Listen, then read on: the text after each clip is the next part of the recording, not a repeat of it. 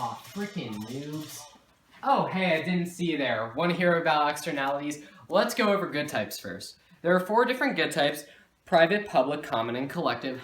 And they each have different factors. Let's start with private. Private is rivalrous and excludable.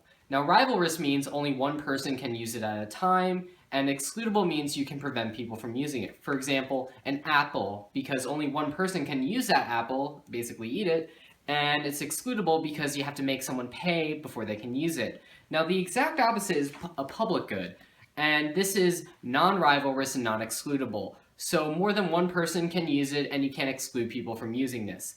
A good example is the stop sign. Then there's a collective good, and collective goods are excludable and non-rivalrous. For example, the internet, because you have to pay to use the internet, but more than one person can use it.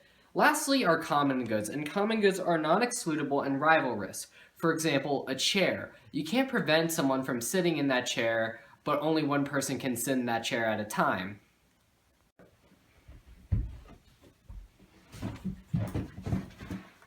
Oh hey, didn't see you there. Today we talk about negative externalities. Negative externality is something that negatively affects society. An example of this is smoking. Smoking negatively affects society because of secondhand smoke. In this graph, society believes that smoking is done too much for too low of a price. This is called overallocation. Now, let's get into the graphy. Market equilibrium is where MPB is equal to MPC. However, this doesn't take into account the negative cost, and as a result, we draw the marginal social cost curve. Now society wants to operate where marginal social cost is equal to marginal private benefit, which is here.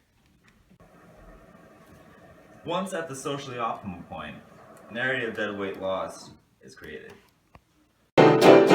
Oh, hey, didn't see you there. Let's talk about positive externalities. So positive externalities are externalities with beneficial spillover effects. For example, vaccines.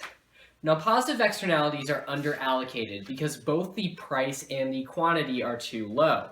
So on the market graph here, this is the market equilibrium point. Now, quantity and price are both too low.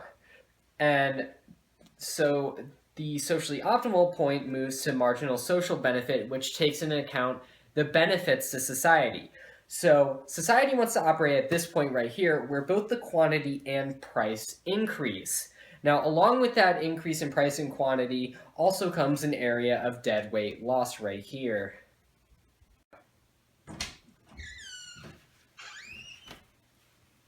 Oh hey, didn't see you there. Now we'll be talking about asymmetric information.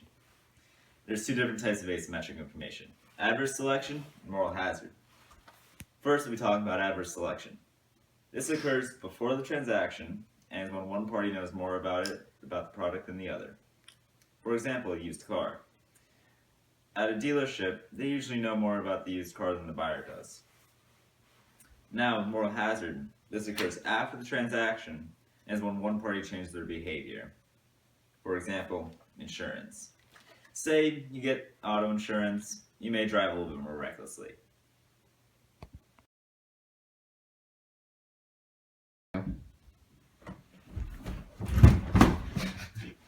Oh hey, didn't see it.